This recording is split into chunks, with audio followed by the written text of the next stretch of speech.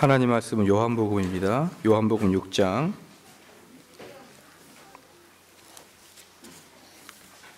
요한복음 6장 6절 5절에서 15절까지입니다. 요한복음 6장 5절에서 15절 말씀까지입니다.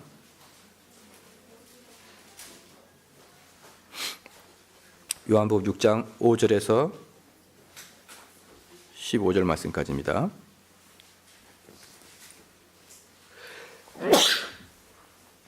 예수께서 눈을 들어 큰 무리가 자기에게로 오는 것을 보시고 빌립에게 이르시되 우리가 어디서 떡을 사서 이 사람들로 먹게 하겠느냐 하시니, 이렇게 말씀하심은 친히 어떻게 하실 것을 아시고 빌립을 시험코자 하심이라. 빌립이 대답하되 각 사람으로 조금씩 받게 할지라도 200데나리온의 떡이 부족하리라. 제자 중 하나 곧 시몬 베드로의 형제 안드레가 예수께 여짜오되 여기 한 아이가 있어 보리떡 5개와 물고기 2마리를 가졌나이다. 그러나 그것이 이 많은 사람에게 얼마나 되겠사옵나이까. 예수께서 가라사대 이 사람들로 앉게 하라 하신대 그곳에 잔디가 많은지라 사람들이 앉으니 수요가 5천쯤 되더라. 예수께서 떡을 가져 축사하신 후에 앉은 자들에게 나눠주시고 고기도 그렇게 저희에게 원대로 주시다. 저희가 배부른 후에 예수께서 제자들에게 이르시되 남은 조각을 거두고 버리는 것이 없게 하라 하심으로 이에 거두니 보리떡 5개로 먹고 남은 조각이 12바구니에 찼더라. 그 사람들이 예수의 행하신 이 표적을 보고 말하되 이는 참으로 세상에 오실 그 선지자라 하더라. 그러므로 예수께서 저희가 와서 자기를 억지로 잡아 임금 사무엘인 줄 아시고 다시 혼자 산으로 떠나가시니라. 새 제자와 선생이란 제목으로 하나님 말씀 전하겠습니다.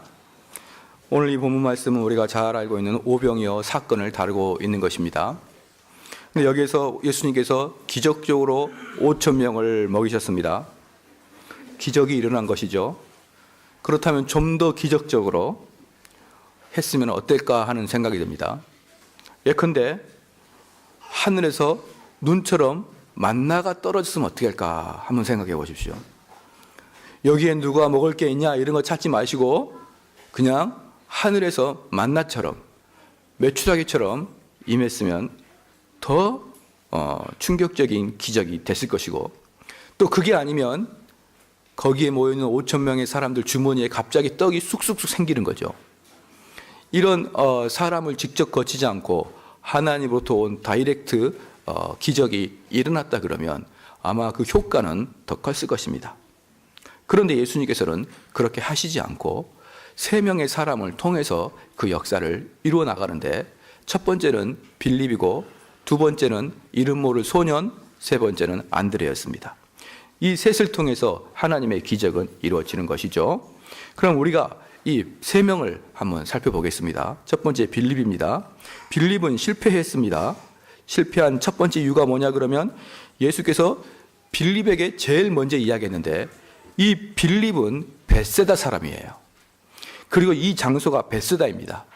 그래서 이 장소에 대해서 또 이 지역에 대해서 가장 잘 아는 빌립에게 물은 것입니다. 그러니까 벳세다 지역 사람 출신 빌립에게 물으니 빌립은 그 동네를 잘 알기 때문에 예수님께서 질문하자마자 순간 머리를 막 굴렸겠죠. 여기서 어디까지 가야 식당이 있고 그 식당에는 주로 몇 인분을 파는데 막 이렇게 생각했을 것입니다.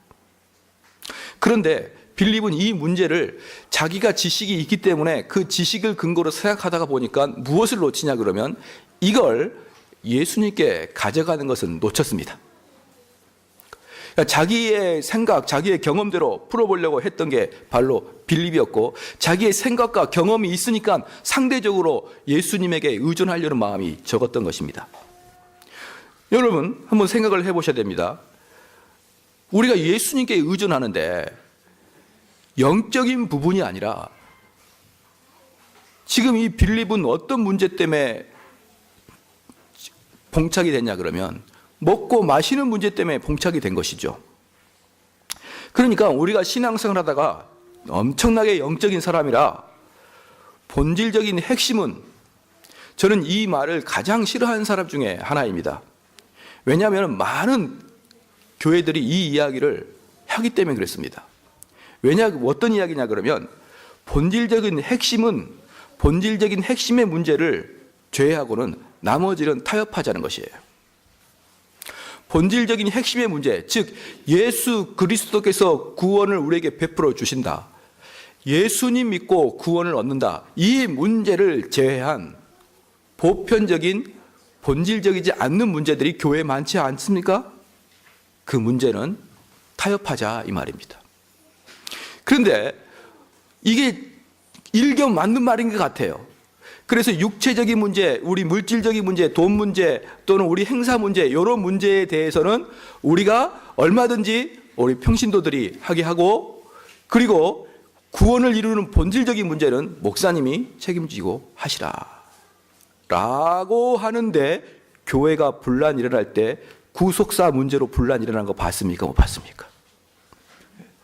교회가 분란이 일어날 때 참된 예정론과 알미니안주의에 부딪히는 경우가 이 세상에 어디 있습니까? 그건 신학자들이나 부딪히는 것이에요.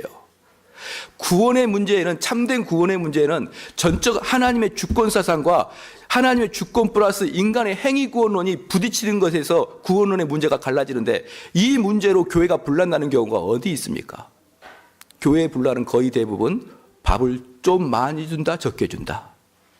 나는 고기로 반찬을 했는데 저 사람은 풀로만 반찬을 준다. 이런저런 아주 사소한 문제로 교회가 힘들어지는 것이지, 오직 예수 그리스도만이 구원을 주신다, 나는 그렇게 생각하지 않습니다, 이렇게 분란이 나는 경우는 없더라 이겁니다. 마찬가지로 다른 교회에서도 마찬가지입니다. 우리 교회는 복음의 본질을 사수하고 그 다음에 복음의 본질이 아닌 모든 것에서는 우리가 오픈합니다 라고 하는 교회가 얼마나 많은지 몰라요. 그래서 내가 하나님 말씀을 전할 때 이 복장이 무슨 의미가 있느냐 해서, 어떤 목사님들은 원래는 목사님들이 이렇게 가운을 입었었는데 그 다음에 이제 가운을 벗어 던지고 양복을 입더니, 심지어는 요즘에 어떤 목사님이 있습니까? 청바지에 이렇게 티셔츠를 입고 또 나오고, 어떤 목사님은 제가 깜짝 놀랐는데 그 오토바이 탄 사람처럼 청자켓을 입고 나와서 설교를 하고. 왜? 그런 형식에 구애받지 않겠다. 그리고 본질, 하나님의 메시지를 전하는 것 외에는 다른 걸 다 바꾸겠다, 이런 마음이 있기 때문에 그렇습니다. 그래서 사랑하는 성도 여러분, 바로 거기에서부터 변질이 시작되는 거예요. 어떤 우리나라의 어떤 이단이라도 예수님만을 통해서 구원받습니다, 이 말을 거역한 이단이 어디 있습니까? 이건 다 오케이라고 합니다. 그런데 문제는 뭐냐면, 이렇게 사소한 것에서부터 반란이 시작되는 것이에요. 그리고 우리 영적인 성도들도 마찬가지입니다. 우리가 하나님 앞에 나와서 기도하고 하나님께 바라는 것은 오직 본질적인 문제, 오직 영적인 문제에 대해서 하나님 앞에 우리가 의탁하고 의존하는데, 먹을 것 문제, 그 다음에 더 나아가서 내 통장에 잔고가 비어가는 문제, 이 문제로 우리가 하나님께 나아오느냐 이 말입니다. 우리는 당장 영적인 문제, 또 조금 더 나가서 도덕적인 문제, 우리 집안의 아빠와 자녀 간에 맞지 않는 문제, 남편과 아내 간에 맞지 않는 문제, 이런 정서적인 문제, 도덕적인 문제에 있어서는 하나님 앞에 나와서 해결해 달라고 기도를 합니다.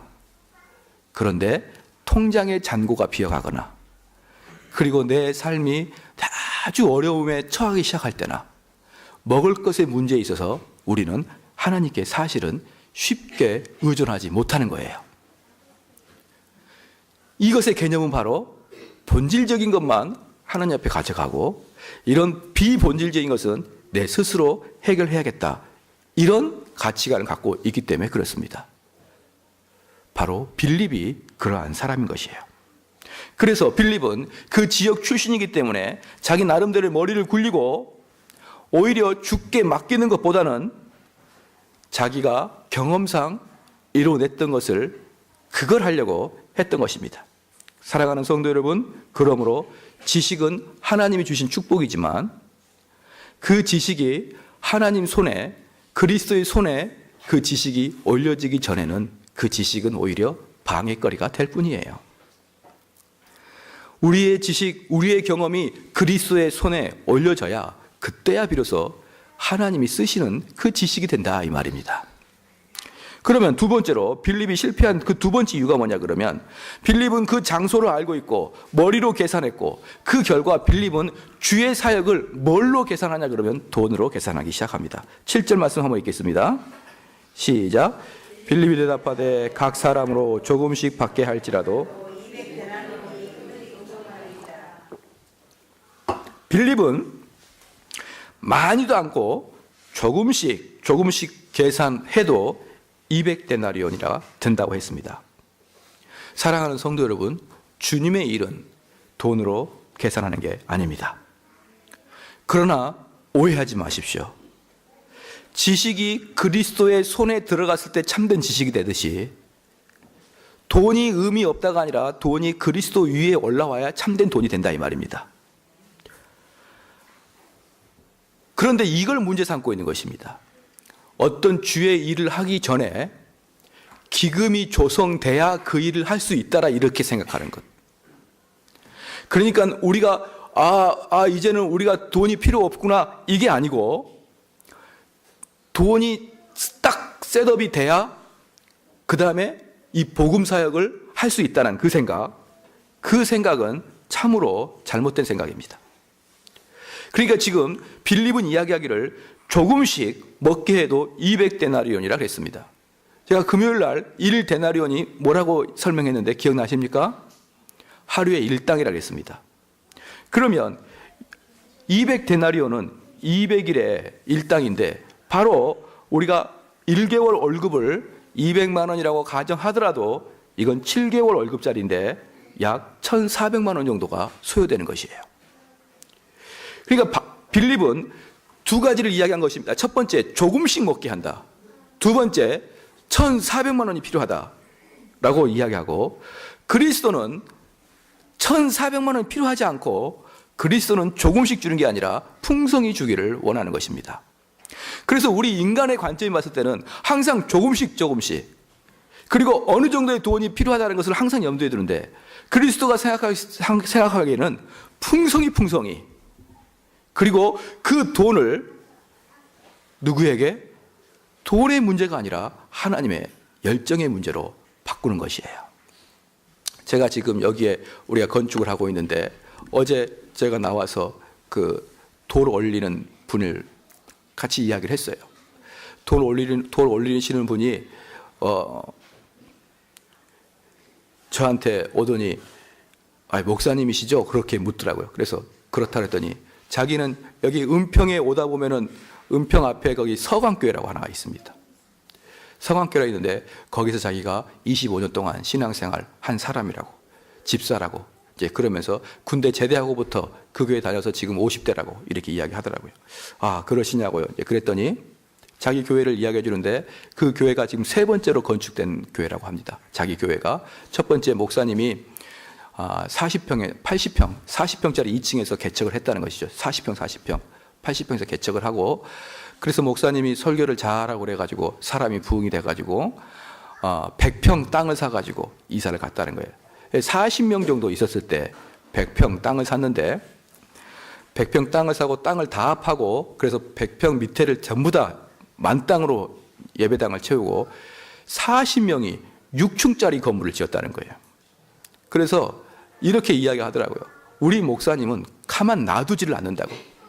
그래서 그렇게 하더니 그 6층짜리 건물을 다 이제 했어요. 그러면서 교회가 부흥을 하기 시작하는데 그분의 이 얼굴에서는 목사님을 원망한 게 아니라 자랑스러워하는 거예요. 그래서 이 100평짜리 예배당이 또 꽉 찬 것입니다. 그런데 목사님이 건축을 한 번 하셨기 때문에, 그러니까 한 번 개척을 했죠. 한 번 했죠. 그 다음에 두 번째 그 80평을 다 치우고 이제 또 다시 100평짜리를 사서 6층 건물을 사서 그 6층 건물이 거의 연건평이 한 600평 이렇게 된다고 했다고, 한 600평, 500평 이렇게 됐다고 해요. 적은 건물이 아니었다고. 그런데 그게 나중에는 너무 작아서. 그런데 목사님이 건축을 하기 너무너무 싫어하는 거예요. 왜? 두 번을 해봤으니까. 아주 죽을 둥살둥 그 빚을 다 갚았는데 이제 100평이 너무 작아서 있는데 그중에 군대 제대한 주일학교 선생님이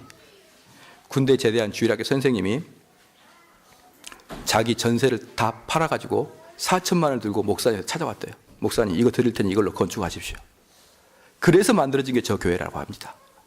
그러니까 그 집사님이 하신 말씀이 뭐냐 그러면, 목사님 돈이 건축하는 게 아닙니다. 하나님이 누구에게 감동 주면 그 한 사람을 통해서도, 그 교회가, 저 교회가 60억짜리 건물인데 그 C가 4천만 원, 그 젊은 청년 집사, 그 청년 집사는 주일학교 교사인데 주일학교 교사를 하다 보니까 장소가 부족한 거예요. 교회에서 계속 건축하자는데 목사님은 안 해. 내가 지금 50대인데 지금 건축해서 뭘 하겠냐, 안 해 하다가 그분이 당회실 딱 찾아와서 딱 놓고 가는 그 씨앗이 돼서 교회를 건축했습니다.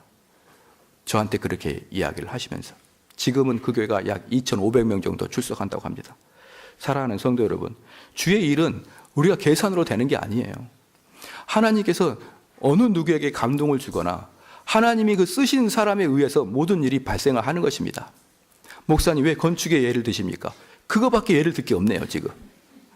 왠지 부흥사 같은 이야기지만 이거밖에 예를 들 게 없어요. 그래서 제가 어제 그 집사님하고 대화를 하면서 참으로 좋은 일을 한 청년이었군요. 그 청년은 지금 결혼해서 그 교회 아주 착실하게 다니고 있던데, 그런 아주 작은 사람, 여기서도 이따 나오겠습니다만은 아주 작은 사람, 그리고 무명의 사람, 그 한 사람을 하나님이 사용하시는 것이에요. 그리고 그 한 사람을, 그 씨앗을 통해서 하나님의 사역은 확 터뜨리는데, 한번 생각해 보십시오. 100평짜리 땅에서 그 큰 건물을 지어냈으니 본당이 1900석이라고 합니다. 1900석. 어마어마하죠. 근데 놀라운 것은 땅은 우리보다 작아요. 400 몇 평밖에 안 된다요. 근데 2000평을 지었대요. 도저히 그게 어떻게 되나 싶었는데 어쨌든 그런 역사가 일어났습니다. 어저께 우리 교회에 오래전에 안다이던 그 형제가 한 명이 찾아왔었어요.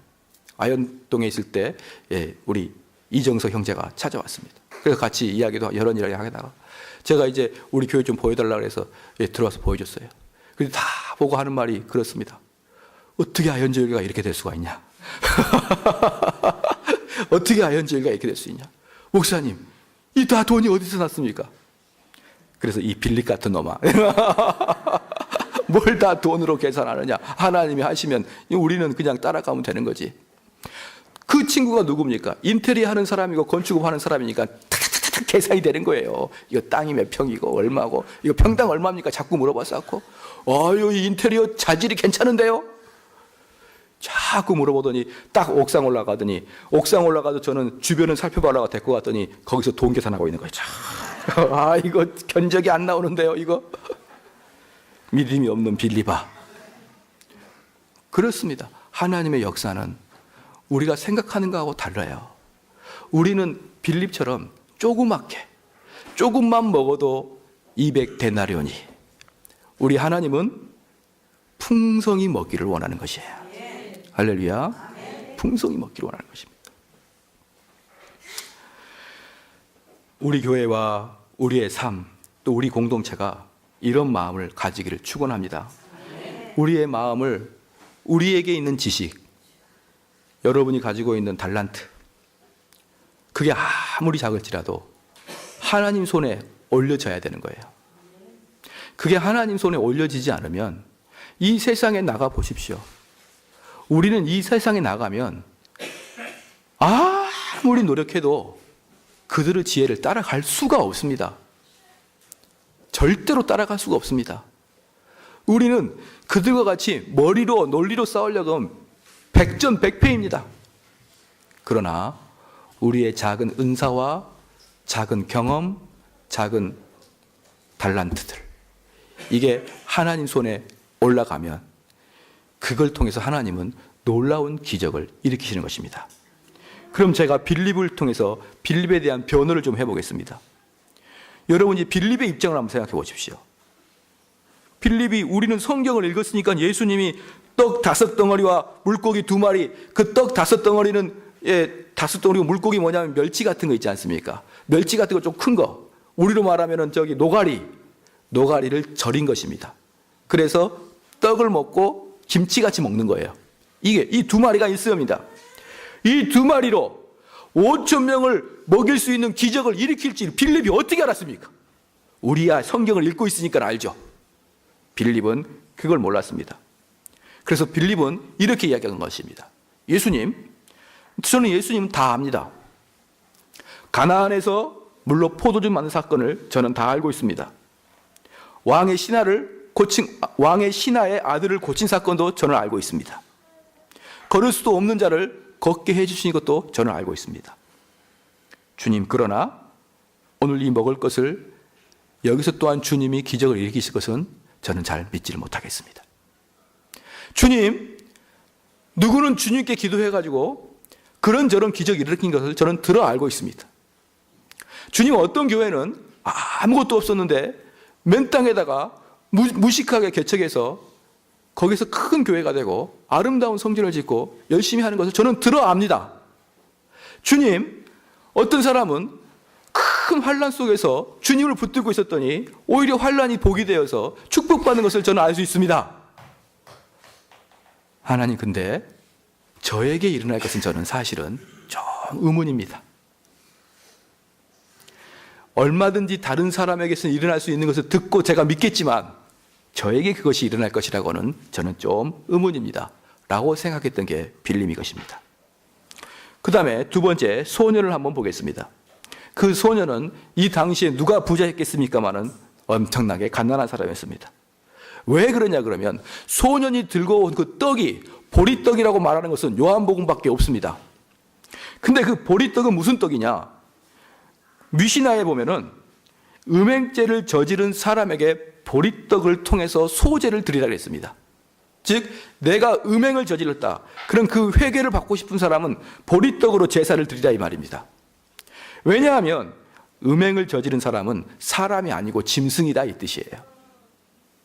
짐승이다. 그러니까 너희들은 사람이 드리는 제물로 드리지 말고 짐승이 먹는 제물로 드려라 한 게 보리떡이에요. 우리말로 말하면 보리떡이지만 그 나라 말로 말하면 소가 그 먹는 그 멍에 속에 들어가는 소 구유 속에 들어가는 그 먹는 그런 것들로 먹는 게 보리떡인 것입니다. 그래서 거기에다가 절인 생선 2마리를 먹고 그걸로 보리떡을 갖고 왔기 때문에 이 소녀는 참으로 가난한 사람이다. 도저히 인간이 먹을 수 없는 그 떡을 가져와서 먹으려고 했다 이 말입니다. 그리고 이 아이는 존재감이 전혀 없는 중요한 존재가 아닙니다. 존재감이 없어요. 지금은 아이들이 중요하죠. 그러나 한번 우리가 생각을 바꿔놓고 생각해 봅시다.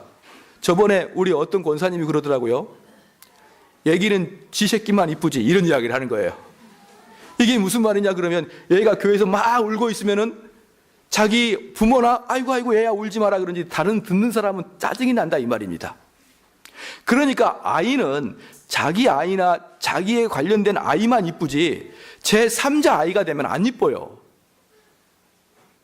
그래서 식당에서 막 떠드는 아이가 있으면 식사하다가 막 신경이 거스리지 않습니까?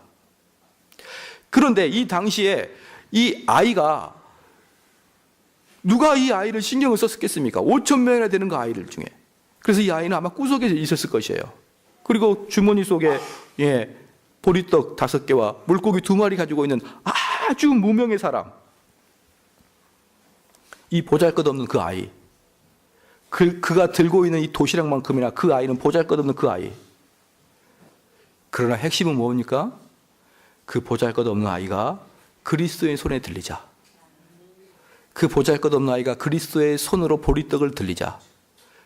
그 아이가 그리스도의 기적을 일으키는 중심에 들어가기 시작하는 거예요. 엄청난 존재로 바뀌어버린 것입니다. 아주 무명해. 천덕꾸러기 무명. 이 아이가 거기에서 할 수 있는 게 무엇이 있겠습니까? 그런데 오병이어 기적은요, 모든 복음서에 다 들어가 있습니다. 그리고 그 중심에 이 아이가 들어가 있어요. 바로 그 일을 예수님은 무명의 아이를 통해서 이루어 주십니다. 할렐루야. 그래서 다시 말씀을 드리지만 내가 이 5,000명 중에 얼마나 똑똑한 사람이 많이 있었겠습니까? 얼마나 성경을 많이 알고 있는 사람도 있었겠습니까? 유대인이기 때문에. 그러나 역사의 주인공은 그리스도의 손에 들려있는 그리스도인을 통해서 이루어지는 것이에요. 히브리어로 아마다, 아다마, 히브리 말로 아다마는 티끌이란 뜻입니다. 근데 그 티끌을 모아서 만든 게 아담이에요. 비록 티끌일지라도 하나님 손에 붙들리면 생명이 되는 것입니다. 나귀의 턱뼈는 아무 쓸모가 없지만 하나님을 통해서 삼손의 손에 들려지자 1,000명의 원수를 죽이는 능력을 일으키는 것입니다. 목자의 지팡이는 의미 없지만 모세의 손에 들리는 순간 홍해를 가르고 물을 쏟아내는 그러한 지팡이가 되는 것입니다. 물맷돌은 작지만 다윗의 손에 들어가면 골리앗을 죽이는 역사가 일어납니다. 여러분에게도 작은 은사지만 물맷돌과 같고 목자가 들고 있는 지팡이와 같고 그런 것일지라도 여호와의 손에 들려지는 순간 그것은 역사의 중심이 된다 이 말이에요. 할렐루야. 그래서 아무리 작은 것이라도 우습게 보지 마십시오. 자, 여러분의 재능을 보겠습니다. 어떤 게 있을까요? 남들보다 시간이 좀 더 많은 사람. 예, 요즘에 보니까 우리 이 동원 아파트 쪽에 이사 오는 사람들에 의해서 하나님의 역사가 또 이루어질 것 같다는 느낌이 드는 거예요. 왜냐하면 그들은 돈도 없어, 재능도 없어, 시간만 있어요. 그냥 그 시간으로 여기저기 전도하고 다니다가 그분들이 하나님의 사역을 이뤄 나갈 것 같다는 느낌이 들어요.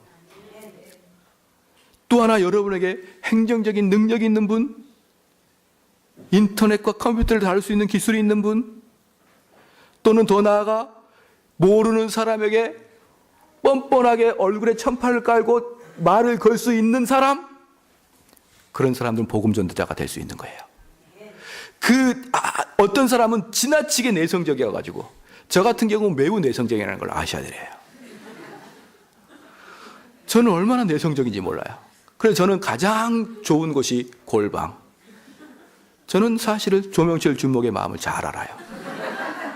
왜 자꾸 숨고자 하는지 그 이유를 저는 잘 알아요. 남들과 같이 섞여 있는 걸 저도 싫어합니다. 그래서 제가 좋아하는 운동은 축구나 농구 이게 아니고 당구, 탁구, 검도 혼자 하는 거. 혼자 하는 것만 좋아요. 여럿이 팀워크를 맞추면 저는 막 머리가 아파요. 혼자 골방에 있는 거. 그래서 하나님이 저에게 그런 달란트를 주셔가지고 성경 연구하게 하고 그 다음에 기도도 하게 하고 사람 혼자 있을 때 그거 하는 것입니다. 그러니까 저는 하나님이 그걸 저에게 줬다고 생각하니까 그걸 하나님께 드리는 것이에요. 혼자 외톨이 왕따 얼마나 좋지 않은 것입니까? 그럼에도 불구하고 하나님이 쓰시면은 놀라운 역사가 일어난다 이 말이에요. 그런데 여기에 비해서 제가 제일 부러워하는 사람들, 예컨대 우리 박종현 집사 비슷한 사람들, 아무나 가서 말을 걸어요. 와, 쟤네들은 얼굴이 왜 이렇게 두꺼울까? 그런 사람은 복음 전파에 탁월한 사람이 될 수 있습니다. 할렐루야. 오지랖 넓은 사람, 할렐루야. 복음 전파에 탁월한 자가 될 수 있어요. 왕따, 말씀을 깊이 연구할 수 있어요. 기도할 수 있어요. 아무거나 은사, 모든 걸 하나님께 드리면 다 사용됩니다. 물맷돌도 사용하고 지팡이도 사용하고 그 하나님이 우리를 왜 못 사용하게 하시겠습니까? 머리가 좋은 사람, 하나님의 일을 너무너무 할 때가 많아요. 기독교에 대한 변증 다 이 사람들을 통해서 해야 됩니다. 그래서 하나님은 바울과 같은 사람도 사용하시고 베드로와 같은 사람도 사용하시고 야곱과 같은 사람도 사용하시고 그 야곱은 어떤 사람입니까? 약삽한 사람이에요. 다 사용하셔서 하나님의 일을 이뤄 나가시는 것입니다. 할렐루야. 그럼 어떤 사람은 말도 안 하고 무뚝뚝한 사람이 있어요. 입 좀 열어라, 입 좀 열어라. 하지만 그 사람의 은사가 하나님께 들어가면 무엇을 할까요? 상담자가 되는 거예요. 상담자. 교회에서 상담하다 잘못하면 소문 다 돌아요. 근데 입이 천근만근 절대로 이야기하지 않는 그런 사람들이 있어요. 그 사람은 이야기가 들어갔다가 거기서 사깁니다. 우리들에게 정보가 들어오면 이것을 억제하기 위해서 엄청나게 힘들어요. 근데 입이 무거운 자는 무덤 갈 때까지 이야기를 안 해요. 아내하고도 이야기 안 하고 집에 들어가도 이야기 안 하고 오직 하는 이야기는 나왔다, 밥 먹자, 자자, 나 출근한다, 요 네 마디만을 계속 되풀이하면서 그 사람은 다른 사람을 상담해 줄 수가 있다 이 말입니다. 그렇기 때문에 여기 있는 모든 사람들은 다 은사가 있는 거예요. 할렐루야. 돈도 은사입니다. 돈을 버는 사람, 이렇게 사업을 하는 사람들은 딱 앉으면 돈 벌 걸 딱 생각합니다. 희한해요. 그래서 지나가다 차를 타고 지나가면 우리 같은 어리석은 사람은 야, 저 차 좋다. 저 차 벤츠네. 야, 저걸 언제 한번 타보냐. 이런 생각하다가 그래서 사업하는 사람은 아, 저 부동산 저거 돈 되겠다. 아, 저기다 뭘 투자하면 돈 되겠다. 벌써 머리 쓰는 게 다릅니다.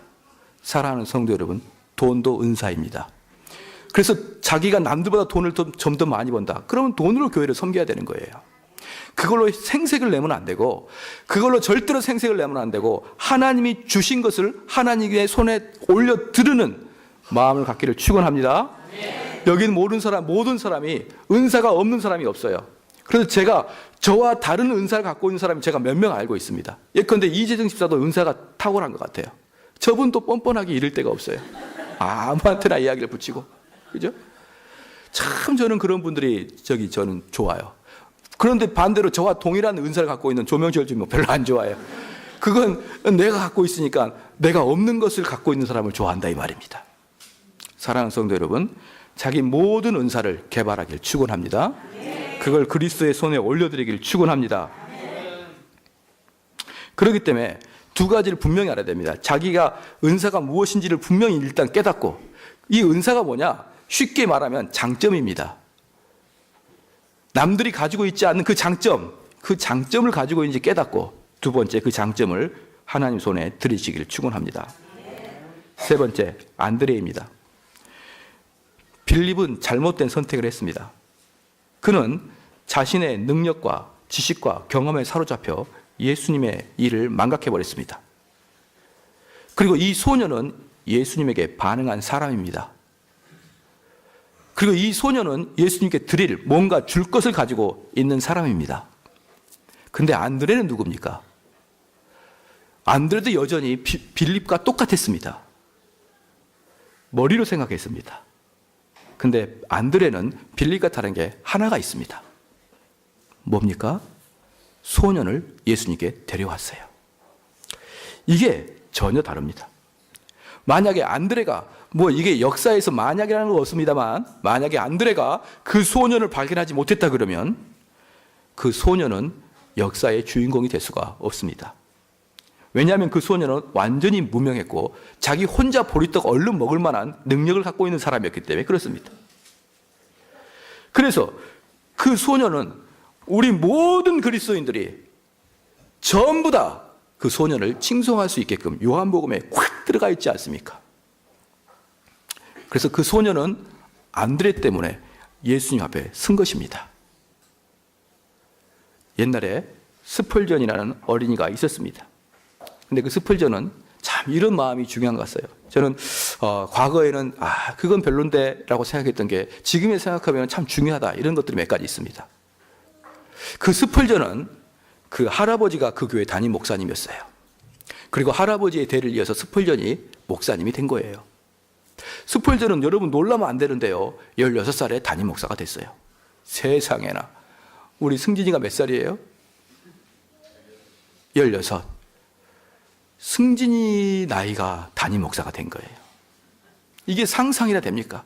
물론 영국은 만으로 하니까 한 17, 18 됐겠죠, 스펄전이. 그러면 승주 같은 애가 담임 목사가 된 거예요. 그런데 이 스펄전 어린이는 어떤 마음을 먹고 있었냐 그러면 말씀을 전한 사역자를 엄청나게 존경을 합니다. 스펄전은. 그래서 그 교회가 그 스펄전의 할아버지도 목회를 잘 하셔가지고 그 영국 런던에서 아주 큰 교회 담임 목사를 하고 계셨습니다. 그렇기 때문에 이 스펄전은 그 스펄전의 교회에서는 자주 성경 강해에 탁월한 그 부흥 목사님, 그러니까 요즘 말하는 그 부흥 목사가 아니라 성경 강해를 탁월하게 하는 그 목사님들을 자주 초청해가지고 일주일 동안 사경회를 했습니다. 그럴 때마다 스펄전은 그 목사님들을 항상 보필합니다. 집에 들어가가지고 조수처럼. 그래서 예전에 우리나라에 보면은 목사님들이 그 집에 들어가 계시면은, 방에 들어가 계시면 목사님과 같이 성도들이 화장실 가고, 그거 좀 어색하지 않습니까? 그래서 그 방에 화장실이 있으면 모르는데 없기 때문에 그 방에 요강을 들어놓고 목사님이 거기서 심지어 대변까지 처리를 합니다. 그럼 그것을 이렇게 치워드리는 사람들이 은혜를 받는 것이에요. 그러니까 스펄전이 그런 일을 계속 합니다. 그래서 목사님들이 오실 때마다 스펄전이 들어가가지고 심지어 뭐 또 하냐면은 목사님 다리도 막 주물러줘요. 주물러주고 어깨도 주물러주고. 그 어린 스펄전이.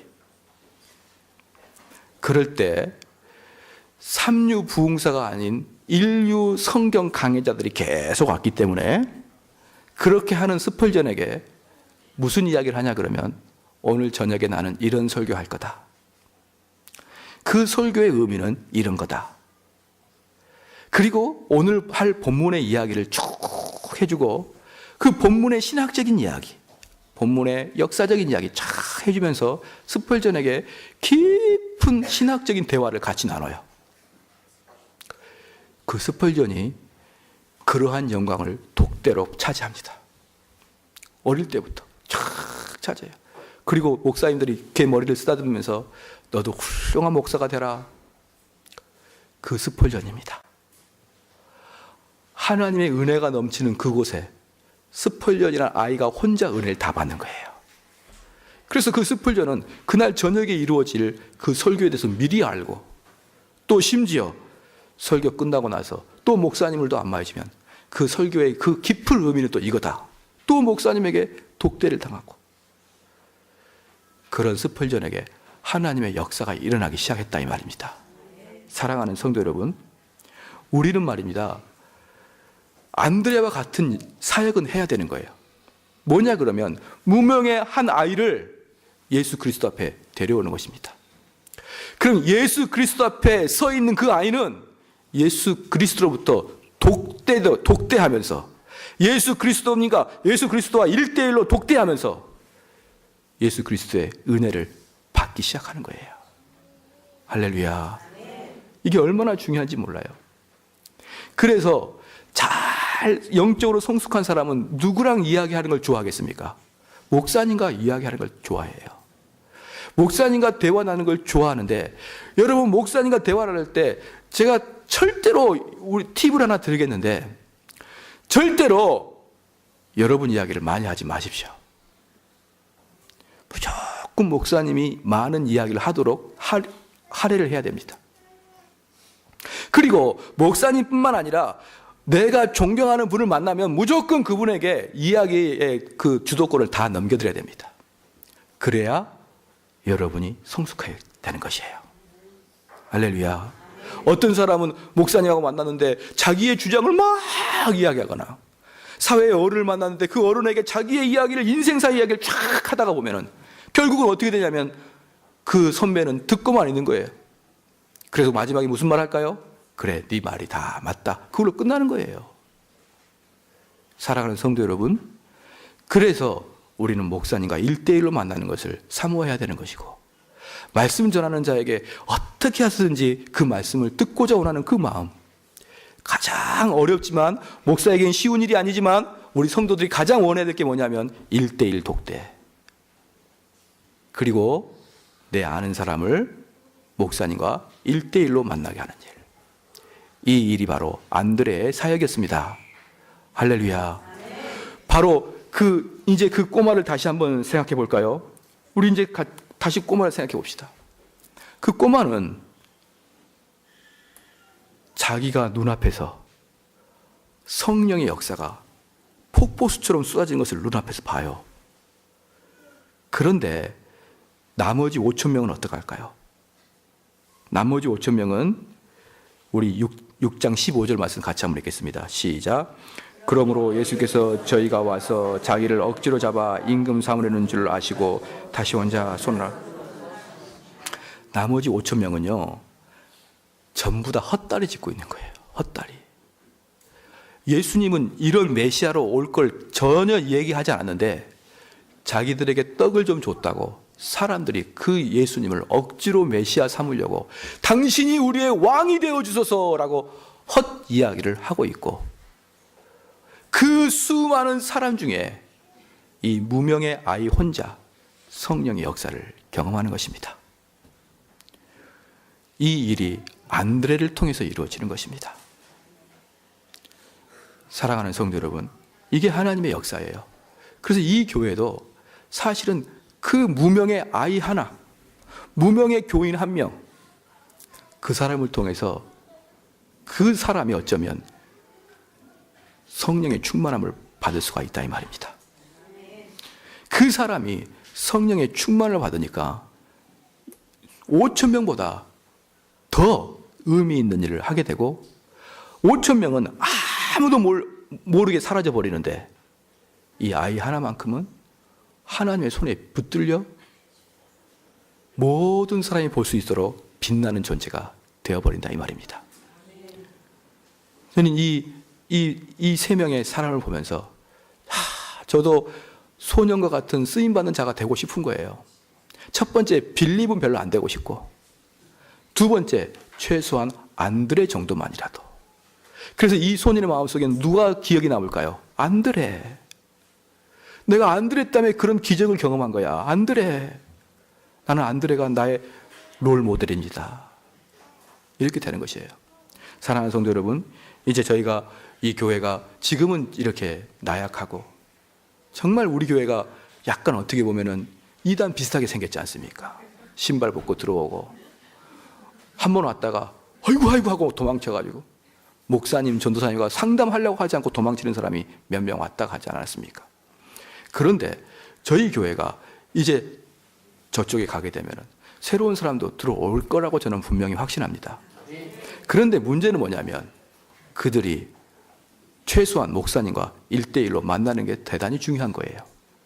왜 그러냐면 이 교회에서 하나님 말씀을 그나마 제대로 전파하는 사람은 목사님밖에 없기 때문에 그렇습니다. 물론 다른 분들도 어느 정도는 복음을 전하지만 우리 청교도 개혁주의에서는 복음을 올바르게 전할 수 있는 분은 오직 목사밖에 없다라고 딱 정해놨습니다.